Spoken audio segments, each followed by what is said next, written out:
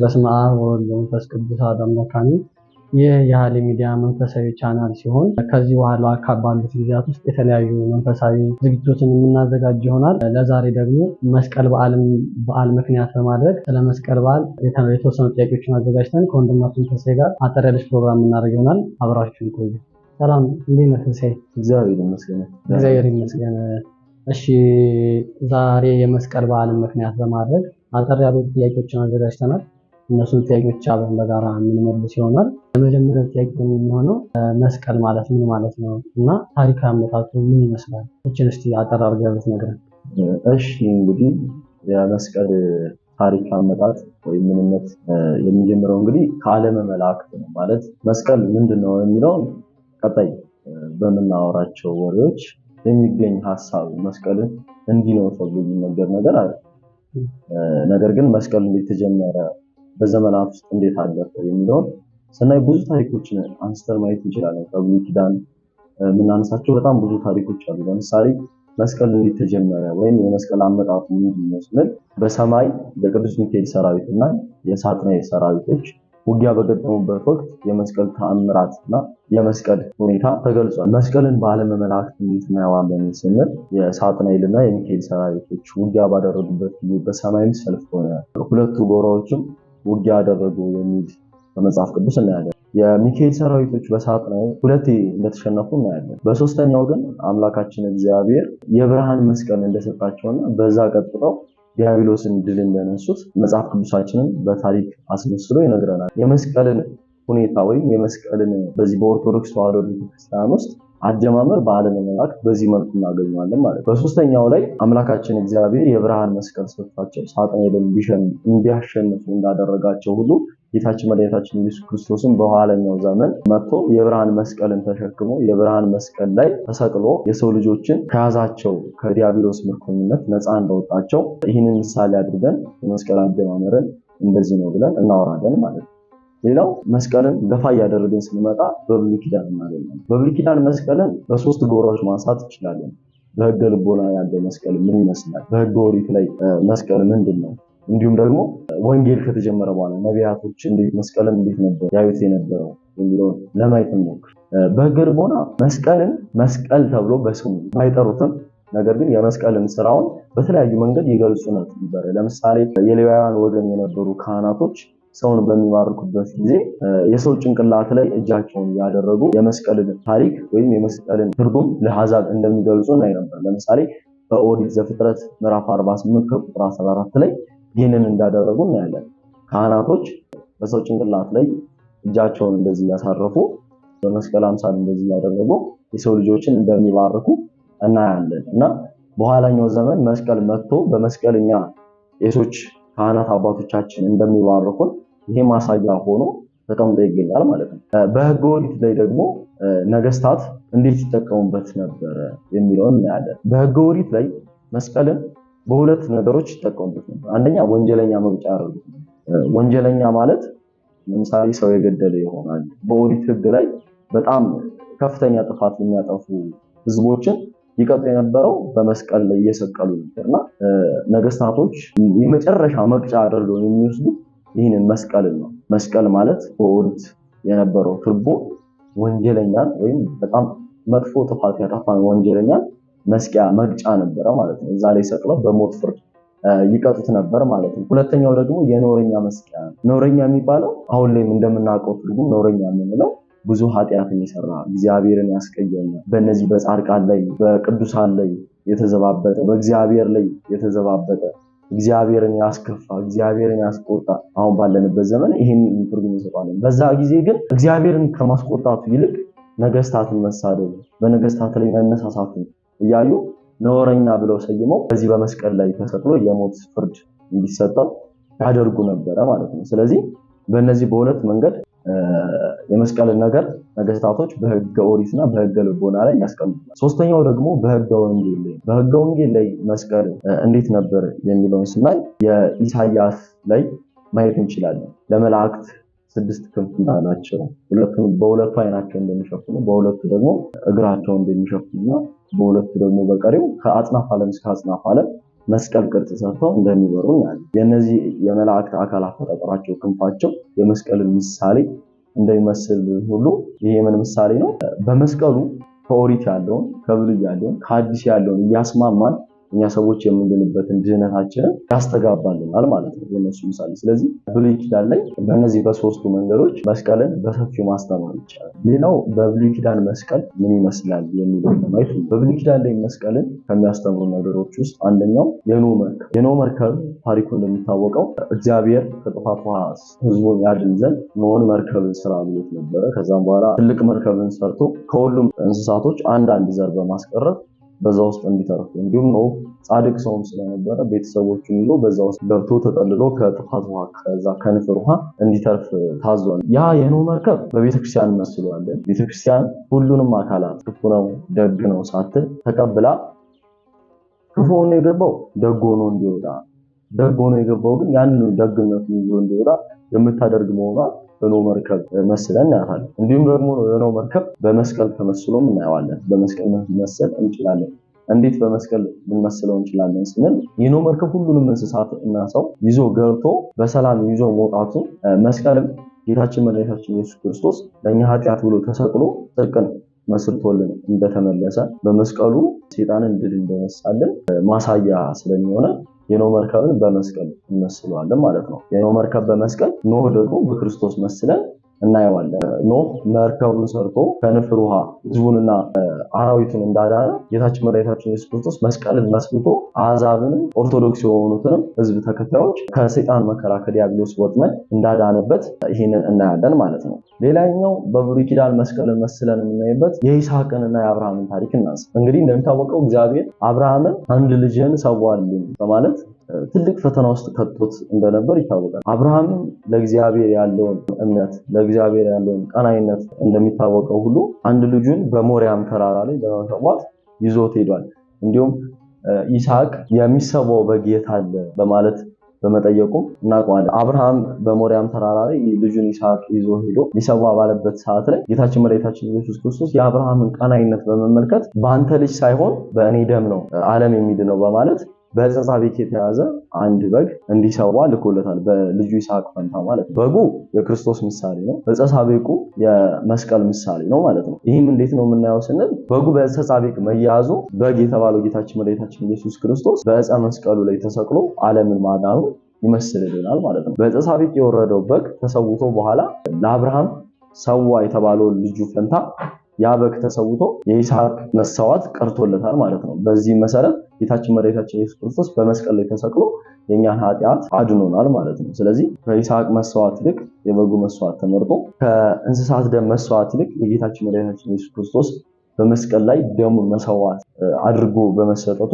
ዓለም እንዲድን ምክንያት ሆኗል። ስለዚህ በዚች በዕፀ ሳቤቅ ላይ የመስቀል ምሳሌ ሆኖ እናየዋለን ማለት ነው። ሌላኛው የያዕቆብ መሰላል በያዕቆብ መሰላል ያዕቆብ ከቤርሳቤ ወደ ካራን በሚሄድበት ጊዜ ቀኑ በመሸበት ሰዓት በአንድ ዛፍ ስር ባለች ድንጋይ ውስጥ ተኝቶ እንደነበር እናያለን። ያንን በተኛበት ጊዜ ታሪኩ እንደሚታወቀው ከምድር እስከ ሰማይ ድረስ የተዘረጋች መላእክት ሲወጡባት ሲወርዱባት የነበረች እግዚአብሔር በጫፏ ላይ ቆሞ በብርሃን ተጎናጽፎ የነበረች አንድ መሰላል ነበረች ይላል። ያቺ መሰላል አሁንም በሁለት ነገር መስለን ማየት እንችላለን። አንደኛው በእመቤታችን በቅድስት ድንግል ማርያም በእመቤታችን በቅድስት ድንግል ማርያም እንዴት እንመስላለን ስንል እመቤታችን ቅድስት ድንግል ማርያም ለሰው ሁሉ ምልጃ እየሆነች ከምድር ወደ ጌታችን ኢየሱስ ክርስቶስ ጸሎታችንን እያሳረገችልን ድህነትን የምታሰጠን አንዷ መንገዳችን እሷ ስለሆነች ያቺን መሰላል በእመቤታችን መሰላል እናያታለን። ሁለተኛው ደግሞ በመስቀል መሰለን ያቺን መሰላል እናያታለን። እንዴት?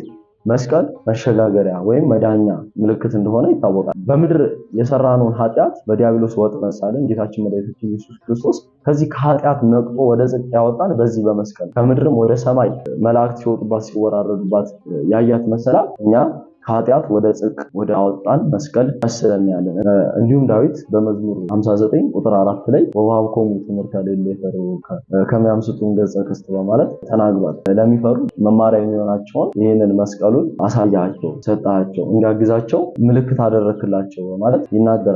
ይህ መስቀል እኛ ኃጢአት ውስጥ ላለን ለኦርቶዶክስ ተዋሕዶ ቤተክርስቲያን አማኞች ምልክት ሆኖ ወደ ጽድቅ እንድንደርስበት የሚያደርገን ዋናው መሳሪያችን ይህ መስቀል መሆኑን መገንዘብ ያስፈልገናል ማለት ነው። እሺ ተመልካቾቻችን እስከ ያዕቆብ ድረስ ያለውን የመስቀልን ታሪክ አመጣጥ በጥሞና እየሰማችሁ ተስፋ እናደርጋለን። ወደ ቀጣዩ የአባቶቻችን ምሳሌ ደግሞ እናልፋለን። ሌላው እንግዲህ በዘጸአት ምዕራፍ 2 ከቁጥር 11 ላይ የተገለጸው ሙሴ ግብፃዊውን ገድሎ በዋሻ ውስጥ የቀበረበት ታሪክ ነው። በዚህ ታሪክ እንግዲህ እንደምንመለከተው እስራኤላዊው ከነ ሙሴ ወገን የሆነውን ሰው በመምታቱ ነበረ ሙሴ ያንን እስራኤላዊ ገድሎ በዋሻ ውስጥ የቀበረው እና እስራኤላውያኖች የሰው ልጆች ይመስላሉ። አሸዋ የመስቀል ምሳሌ ነው። ሙሴ የክርስቶስ ምሳሌ ነው። ሙሴ የእስራኤላዊውን ገድሎ በአሸዋ ውስጥ መቅበሩ ጌታችን መድኃኒታችን ኢየሱስ ክርስቶስ በመስቀል ዲያብሎስን ቀጥቅጦ ወደ ሲኦል እንደቀበረው ማሳያ ነው ማለት ነው። ይሄ አንዱ የብሉይ ኪዳን ምሳሌ አድርገን በመስቀል ምሳሌ አድርገን እንወስደዋለን። ሌላኛው ደግሞ የራኪብን ታሪክ እናያለን። ራኪብ በኢያሱ ምዕራፍ 2 ከቁጥር 18 ላይ ተገልጻ ትገኛለች።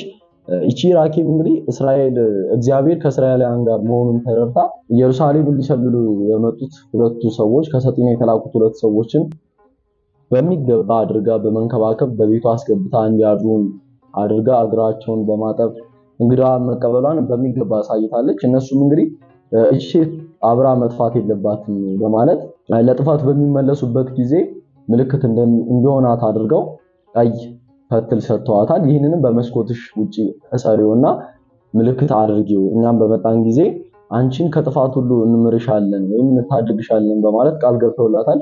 ከዚህም በኋላ እነሱ ተልኳቸውን ሊፈጽሙ ተመልሰው በመጡ ጊዜ ያንን ምልክት አይተው እርሷን አድነው ከተማውን ግን አጥፍተው ሄደዋል ማለት ነው። እንግዲህ እዚህ ጋር እንደምንመለከተው ቀዩ ፈትል የመስቀል ምሳሌ ነው። እነዚህ ከሰጢን የተላኩት ደግሞ በኢየሱስ ክርስቶስ ይመሰላሉ። እንዴት ምንል ኢየሱስ ክርስቶስ በመስቀሉ ነው የሰው ልጅ የተባለችውን ራሔልን ወይም የሰው ልጅ አዳምን ከመከራ ከጥፋት ያዳነው በመስቀሉ ስለሆነ እነዚህ ሰዎች በኢየሱስ ክርስቶስ የራሔል ፈትል በመስቀል ራሔል ደግሞ በአዳም ወይም በሔዋን ትመሰላለች ማለት ነው። እንዲሁም ወደ ሙሴ ታሪክ ስንመለስ ደግሞ የሙሴን በትር ታሪክ ማየት እንችላለን። በዚህ በዘጸአት ምዕራፍ 12 ከቁጥር 11 ላይ የተገለጸውን ታሪክ ስናይ ስለ በትር እናያለን። እንግዲህ በትር በእስራኤላውያን ዘንድ ትልቅ ቦታ ያለው መሳሪያ ነው። እንግዲህ በበረሃ ላይ ዳዊትም እንግዲህ ስለዚህ ስለ በትር ሲገልጽ በትርከ ወቀስታምከ እማንቱ ይደልወኒ በማለት በመዝሙረ ዳዊት ላይ ገልጾታል። በትር ምን አይነት ክብር እንዳለው ለማየት እንወዳለን። ሙሴም ያደረገው እንግዲህ እንደዚህ ነበረ። በምድረ በዳ እስራኤላውያኖች ሲመላለሱ ውሃ ይጠማቸዋል። እነሱም እንግዲህ ውሃ በሚጠማቸው ጊዜ ሙሴን ውሃ እንዲያፈልቅላቸው ወይም ደግሞ ውሃ የሚጠጡበትን ዘዴ እንዲፈጥርላቸው ይጠይቁታል። ከዛም በኋላ ሙሴ ወደ እግዚአብሔር ጮሆ ጌታችን መድኃኒታችን ኢየሱስ ክርስቶስ በበትሩ አለቱን መቶት ከአለቱ ውሃ እንደሚፈልቅለት ይነግረዋል። ከዛም በኋላ ሙሴ እንደተባለው አለቱን መቶት ከአለቱም ውሃ በማፍለቅ እስራኤላውያኖች ከጥማቸው እንዲረቁ ሆነዋል። እንግዲህ እዚህ ጋር እንደምናየው በትር የመስቀል ምሳሌ ነው። በትር የመስቀል ምሳሌ የሆነበት ምክንያት ጌታችን መድኃኒታችን ኢየሱስ ክርስቶስ በስቅለቱ ጊዜ ለንጉነስ የተባለው ጭፍራ ጎኑን በሚወጋው ጊዜ ከጌታችን ጎን ውሃና ደም የቀላቀለ ፈሳሽ ወጥቷል። ሙሴም አለቱን በበትር ሲመታው ውሃ እንዳፈለቀው ሁሉ የጌታችንን የመስቀሉን ሕማም ለመግለጽ ነው ማለት ነው። ስለዚህ በትር የመስቀል ምሳሌ ሆኖ እናገኘዋለን ማለት ነው። በተመሳሳይ ታሪክ ደግሞ ሙሴ የማራን ውሃ ያጠፈጠበትን ታሪክ በበትር እናያለን። እንግዲህ የዚህ የበትር ተአምር ምን አይነት እንደሆነ ለመረዳት ነው። በዚሁም ልክ በትርና መስቀል አንድ አይነት መሆናቸውንና የበትርም የመስቀልም ኃይል ምን አይነት ታላቅ እንደሆነ ለመረዳት ያስችለናል። ዘኍልቍ ላይ እንደምናየው ከሆነ ሙሴ እስራኤላውያኖችን ከኤርትራ ባህር ወደ ሱር ምድረ በዳ ይዟቸው በሚሄድ ጊዜ ውሃ ይጠማቸዋል። አሁንም ውሃ በሚጠማቸው ጊዜ እየዞሩ ሲፈልጉ አንድ ውሃ ያቆረ ውቅያኖስ ወይም ደግሞ ባህርን ይመለከታሉ። ከዛም በኋላ ከዛ እንዲጠጡ በሚፈልጉበት ሰዓት አልቻሉም። ምክንያቱም ያ ውሃ በጣም መራራ ነበር፣ ሊጠጡ አልቻሉም ነበር። ለዛም መሪር ተብሎ ተሰይሟል። የማራ ውሃም እየተባለ ይጠራል በመጽሐፍ ቅዱሳችንና ከዛ ሊጠጡ ወደዱ። ነገር ግን አልቻሉም፣ መራራ ነበርና ከዛ በኋላ ወደ ሙሴ ነበረ መሪያቸው ሙሴ ስለነበረ ወደ ሙሴ ይህንን ውሃ መጠጣት አልቻልንም እና ምን እናድርግ እግዚአብሔርን ጠይቅ በማለት አሁንም ወደ እርሱ ስሞታ ያቀርባሉ። ሙሴም ወደ እግዚአብሔር ጸሎቱን አድርጎ ጌታችን መድኃኒታችን ኢየሱስ ክርስቶስም መሬት ላይ በነበረች በትር እሷን አንስተው ወደ ውሃው ወርሮ ከዛም ይጣፍጥልሃል በማለት ትእዛዝ ሰጥቶት ሙሴም እንደተባለው አድርጎ ውሃውን እንዲጣፍጥና እስራኤላውያኖችም ከጥማቸው እንዲረኩ ሆኗል ማለት ነው። እንግዲህ የዚህ የበትር እና የመስቀል ቁርኝነት ይህን እናክል ነው። ጌታችን መድኃኒታችን ኢየሱስ ክርስቶስ በመስቀሉ የኛን መራራ የሆነውን ህይወት በዲያብሎስ እጅ ውስጥ ተገዝተን የነበረውን ህይወት እንዲጣፍጥ በማድረጉ ሙሴም ያንን የማራ ውሃ የመሪር ውሃ በበትሩ ወይም ደግሞ በዛች በእንጨቷ እንዲጣፍጥ አድርጎታል ማለት ነው። ስለዚህ ይሄም አንዱ የመስቀል ምሳሌ ነው ማለት ነው። ሌላው ደግሞ ስለ ነሐሱ እባብን ልናይ ይገባናል። ዘኍልቍ ምዕራፍ 21 ከቁጥር 1 ላይ የዚህ የነሐሱ እባብ ታሪክ በሰፊው ተገልጾ ይገኛል። እስራኤላውያኖች እግዚአብሔርና ሙሴን በሚያዩበት ጊዜ አምላካችን እግዚአብሔር ማማት ኃጢአት መሆኑን ለመግለጽ ኃጢአት እየሰሩ በእግዚአብሔር ላይ እየተነሳሱ እንደሆኑ ለመግለጽ እባብ ይሰድባቸዋል። እባብን በሚሰድባቸው ጊዜ ሁሉም እስራኤላውያኖች በሚባል ደረጃ በዛ በእባቦቹ ይነደፋሉ። ከዛም በኋላ እንግዲህ ተጸጽተው ወደ እግዚአብሔርና ወደ ሙሴ ጩኸታቸውን ባደረጉ ጊዜ እግዚአብሔር ይህንን ንስሐቸውን ተመልክቶ ለሙሴ እንዲህ ሲል ያዘዋል። ያዘዘውም ትእዛዝ በነሐስ እባብ ስራና ከከፍታ ቦታ ላይ ወይም ከኮረብታ ላይ አስቀምጠው ህዝቡም ያንን እያየ ይድን ዘንድ ብሎ ትእዛዝን ይሰጠዋል ማለት ነው። እንግዲህ እግዚአብሔር ምን ያህል ቸርና መሐሪ መሆኑን የምንረዳው እስራኤላውያኖች በእሱ ተነሳስተው ያሙት ወይም ደግሞ እሱን ይዘልፉት ነበረ። ከዛም በኋላ መከራን አመጣባቸው። ያንን መከራን ተረድተው ጸጽቷቸው ወዲያውኑ ንስሐ በመግባታቸው ነበር ጌታችን መድኃኒታችን ኢየሱስ ክርስቶስ ይህንን ትእዛዝ ለሙሴ የሰጠው። ስለዚህ እዚህ ላይ ንስሐ ምን ያህል ዋጋ እንዳላት ለክርስቲያን ልናይ እንችላለን ማለት ነው። ሙሴ እንግዲህ ይህንን የነሐስ እባብ ሰርቶ በኮረብታ ላይ አድርጎታል። ከዛም በኋላ እስራኤሎች ያንን ያሉ ድነዋል ማለት ነው። ጌታችን መድኃኒታችን ኢየሱስ ክርስቶስ በብሉይ ኪዳን ይህንን የመሰለ ቀኖና ለእስራኤላውያን ሰጥቷቸዋል። ይህ የነሐስ እባብ በመስቀል ይመሰላል። እኛም መስቀሉን መከታ አድርገን ጋሻ አድርገን መስቀሉን እያየን ከመከራ ሁሉ እንድናለን ማለት ነው። እንዲሁም ብዙ ጊዜ ንስሐ ገብተን ይፍቱኝ ብለን ስንሄድ በመስቀል ነው አይደል? ይፍቷችሁ እግዚአብሔር ይፍታ እየተባለን የምንመረቀውና መስቀል ከኃጢአት ከመከራ ከቀኖናችንም የሚፈታን መሆኑን በዚህ ታሪክ ማየት እንችላለን ማለት ነው። በተመሳሳይ ታሪክ ደግሞ የሙሴንና የአማሌቃውያንን ውጊያም ማየት እንችላለን።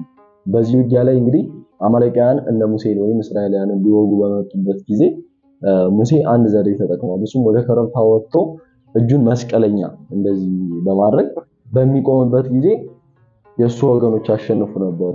እጁን በሚያወርድበት ጊዜ ደግሞ አማሌቆች ያሸንፉ ነበር። እንግዲህ ሙሴ ይህንን ማድረጉ መስቀል ምን ያህል ኃይል እንዳለው በመስቀል ስንቆም በመስቀል ስናማትብ ጠላታችን ወይም ዲያብሎስ ደግሞ ምን ያህል ማፈር ውስጥ ሽንፈት ውስጥ እንደሚገባ ለማሳየት ሲል ነው ይህንን ሲያደርግ የነበረው። እንግዲህ ጌታችን መድኃኒታችን ኢየሱስ ክርስቶስ 22ቱን ፍጥረታት ሲፈጥር የሰው ልጅ በመስቀል ቅርጽ አድርጎ እንደፈጠረው ቤተክርስቲያናችን ታስተምራለች። እንዲሁም የተለያዩ እጽዋቶችም አሉ በመስቀል ቅርጽ ተደርገው የተፈጠሩና ሙሴ ይህንን ፍጥረቱን ወይም መፈጠሩን በመስቀል አምሳያ መፈጠሩን የተጠቀመበት ትልቁ ሰው እሱ ነው ማለት ነው። በመስቀል ሆኖ ቆሞ እንዲያሸንፍ ወገኖቹ ጦርነቱን እንዲያሸንፉ ጠላታቸውን እንዲያሸንፉ ከጠላታቸው እጅ እንዲወጡ ያደረገበት ይህ ታሪክ በጣም እኔ ይገርመኛል። ዮኒ ምን ለማለት ፈልጌ ነው? በመስቀል በምናማትብበት በመስቀል ሁኔታ በምንቆምበት ጊዜ ጠላታችን ዲያብሎስ ምን ያህል እንደሚያፈርና ምን ያህል እንደሚሸነፍ ማወቅ ይገባናል ማለት ነው። አሁን ብዙ ጊዜ ክርስቲያኖች እየተታለልን ያለነው መስቀል የምናማትበው ወደ ቤተክርስቲያን በምንገባበት ጊዜ ብቻ ወይም ደግሞ የሆነ አስደንጋጭ ነገር ሲገጥመን ብቻ ነውና ቤተክርስቲያናችን ጠዋት ስትወጡ መልካም ነገር ሲደረግላችሁ፣ ክፉ ነገር ሲያጋጥማችሁ፣ ስትደነግጡ በሁሉም ሰዓት ላይ ኦል ታይም ላይ በመስቀል ማማተብ እንዳለብን ታስተምራለች። መስቀልን ከህሊናችን ማውጣት የለብንም ማለት ነው። እንዲያውም አሁን እየታየ ያለው ነገር በጣም እኔ ይገርመኛል። ብዙ ሰዎች በተለይ ሚዲያ ላይ ያሉ ሰዎች ውበትን እንጠብቃለን እያሉ መስቀልን የማያረጉበት አንገታቸው ላይ ይህንን የክርስቶስን መስቀል የማያረጉበት ሁኔታ ይታያልና ይህ ምን ያህል ውበት የሆነውን ክርስቶስ ምን ያህል መናቅ እንደሆነ በዚህ አጋጣሚ ልነግራችሁ እወዳለሁ። ያው ፈራጅ እግዚአብሔር አንዱ እግዚአብሔር ነው። ነገር ግን ከርዕሳችን ላለመውጣት ወይም ደግሞ እንደ ትምህርትም እንደ ግሰጻም እንድታዩት ታናሽ ቢሆንም መስቀል ምን ያህል ውበት እንደሆነ ልትረዱት ይገባል። ስለዚህ መስቀላችንን ከአንገታችን ላይ ማውለቅ የለብንም ማለት ነው። በተመሳሳይም ታሪክ እንግዲህ በመሳፍንት 16:29 ላይ ሶምሶን እንደ ሙሴ ሁሉ እጁን በማማተብ ወይም ደግሞ እጁን መስቀለኛ በማድረግ ጠላቶቹን እንደወጋ እንዳሸነፈ እናያለን። በአጠቃላይ የሆነ እንግዲህ በብሉይ ኪዳን መስቀል ምን ይመስላል የሚለው እነዚህን ታሪኮች በአጭሩ ገልጸናቸዋል። በአጭሩ ለማየት ለሞከረ ሰው ምን ያህል መስቀል በብሉይ ኪዳን እንደተገለጸና እስካሁን ድረስም ደግሞ ትርጉሙ በጣም ከፍተኛ እንደሆነ ሊረዳ ይችላል ማለት ነው። ከዚህ በተጨማሪ እንግዲህ ተመልካቾቻችን በቤታችሁ መጽሐፍ ቅዱስ መቼም አይጠፋም ለአንድ ክርስቲያን።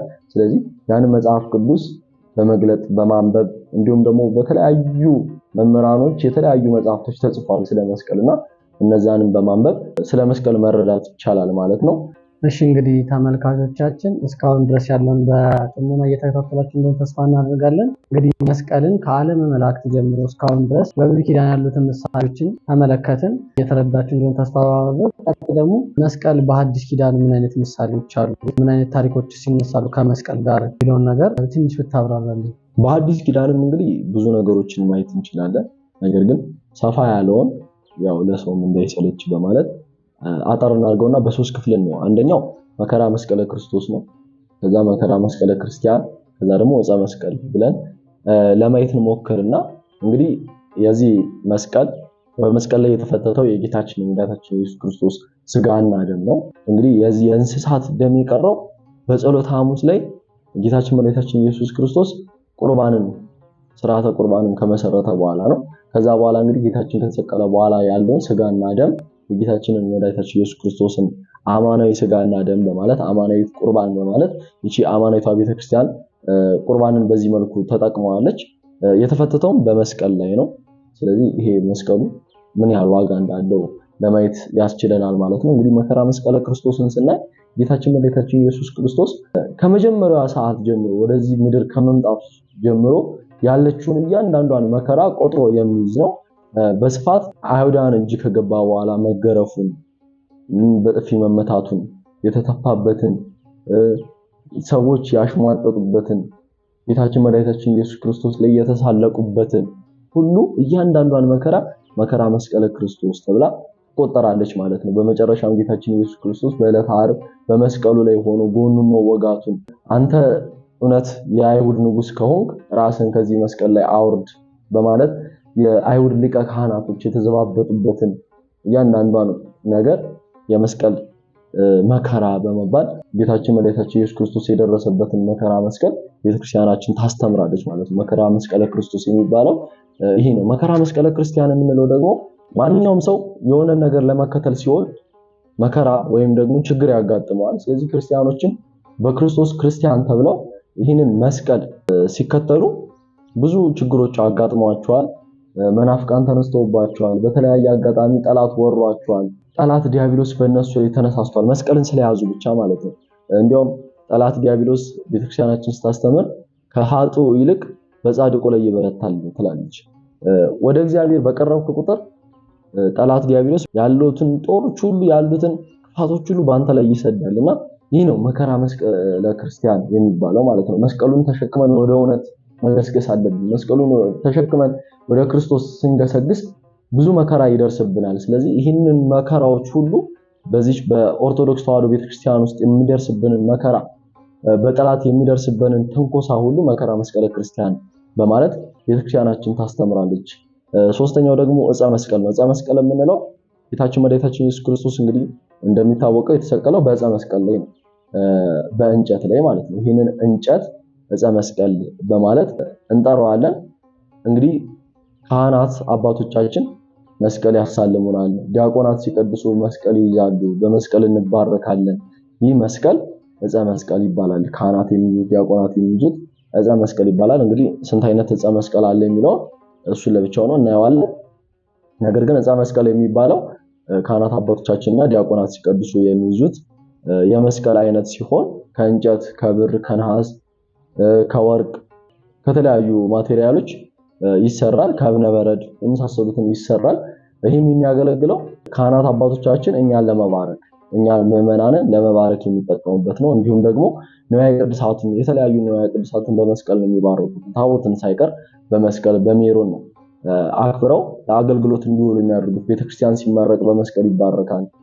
የሰው ልጅ ንስሐ ገብቶ ቀኖናውን ሲጨርስ በመስቀል ተባርኮ ነው ኃጢአቱ የሚሰረይለት። ስለዚህ መስቀል ምን ያህል ዋጋ እንዳለው ልንረዳ ይገባናል ማለት ነው። በአጠቃላይ በብሉይ ኪዳንም በሐዲስ ኪዳንም መስቀል ይህንን የመሰለ አሪፍ ዘውግ ይዞ ይገኛል። እንግዲህ መስቀል ለአንድ ክርስቲያን ድል መንሻ ኃይሉ ነው፣ መባረኪያው ነው፣ ከኃጢአት የሚወጣበት ነው፣ ከመከራ የሚሰወርበት ነው። ጌታችን መድኃኒታችን ኢየሱስ ክርስቶስን የሚከተልበት ነው። ጌታችንም ሊከተለኝ ቢወድ መስቀሉን ይሸከም ወይም ደግሞ መከራ መስቀሉን ከኔ ጋር አድርጎ ይካፈል ብሎ ተናግሯልና መስቀልን ይዘን በመስቀሉ ተባርከን በመስቀሉ እየኖርን የመስቀሉን ባለቤት ጌታችን መድኃኒታችን ኢየሱስ ክርስቶስን የምናመልክበት ንጹህ ልቦና ጌታችን አምላካችን እርሱ ይፍቀድልን። እንግዲህ ወደ ዕፀ መስቀል አይነቶችን ቀጥልና ዕፀ መስቀል አራት አይነት ዕፀ መስቀሎች አሉ። በብሉይ ኪዳን ይጠቀሙባቸው የነበሩ አራት አይነት ዕፀ መስቀሎች አሉ። እነሱ ምን ምንድናቸው ስንል አንድ ወጥ ግንድ እንደ መስቀል ይጠቀሙበት ነበር። በወንጀለኛ መቅጫ ላይ አንድ ወጥ የሆነውን ግንድ መስቀል ብለው ይጠቀሙበት ነበር። ሌላው ደግሞ ቲ ቅርጽ ያለውን እቺ የእንግሊዘኛዋ ቲ ማለት ነው። ቲ ቅርጽ ያለውን መስቀል አድርገው ይጠቀሙበት ነበር። ኤክስን መስቀል አድርገው ይጠቀሙበት ነበር። እንደውም ከሐዋርያት አንዱ የተሰቀለበት ማለት ነው። ኤክስን መስቀል አድርገው ይጠቀሙበት ነበር። የመጨረሻው ደግሞ ጌታችን መድኃኒታችን ኢየሱስ ክርስቶስ የተሰቀለበት የተ የሚመስለው ወይም ደግሞ እኛ የያዝነው ቅርጽ ማለት ነው። ይህንን መስቀልም ይጠቀሙበት ነበር። እነዚህን አራቶች እንጨቶች መስቀል አድርገው ይጠቀሙባቸው ነበር፣ ለወንበዴ መስቀያ ማለት ነው። አሁን ድረስ እንግዲህ ቤተክርስቲያናችን የምትጠቀምበት ይሄ ጌታችን መድኃኒታችን ኢየሱስ ክርስቶስ የተሰቀለበት ተ ቅርጽ ያለውን መስቀል ነው።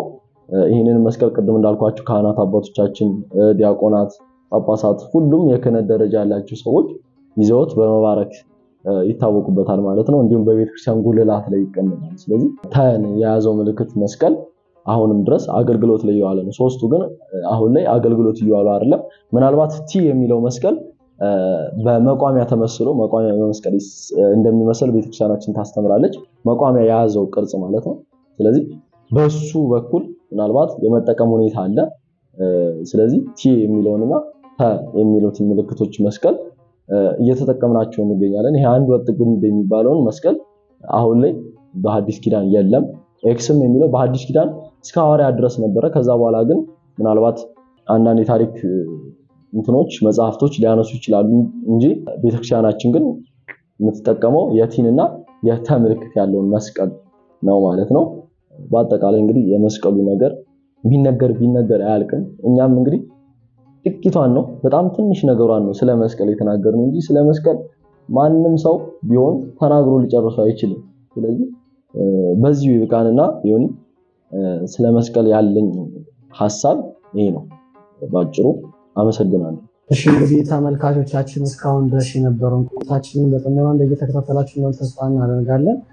እንግዲህ የመስቀል ምሳሌ ከዓለም መላእክት ጀምሮ እስከ አዲስ ኪዳን ድረስ ተመልክተን መስቀል ምን አይነት ምሳሌዎች እንዳሉት በብሉይኪዳን በአባቶቻችን ታሪክ ምን አይነት ምሳሌ ሰጥተው እንደነበር፣ አሁን ደግሞ በአዲስ ኪዳን የጌታችንን መስቀል ዕፀ መስቀሉን አንስተን ምን አይነት ምሳሌዎች እንዳሉት ተመልክተናል። እንደዚህ የተለያዩ ጥያቄዎች ካላችሁ በታች ባለው በኮሜንት ሴክሽናችን እያሳወቃችሁን እንዲህ ጥያቄዎችን በጋራ የምንመልስ ይሆናል። እንዲሁም የተለያዩ ሀሳብ ድጋፍን ማድረግ የምትፈልጉ ሰዎች በታች ባለው ስልክ እየደወላችሁ እኛን ማናገር ትችላላችሁ። እንግዲህ እስካሁን የነበረን ቆይታ ይህን ይመስላል። በቀጣይ ክፍሎች አብረን እስከምንገናኝ ድረስ ደህና ሰንብቱ።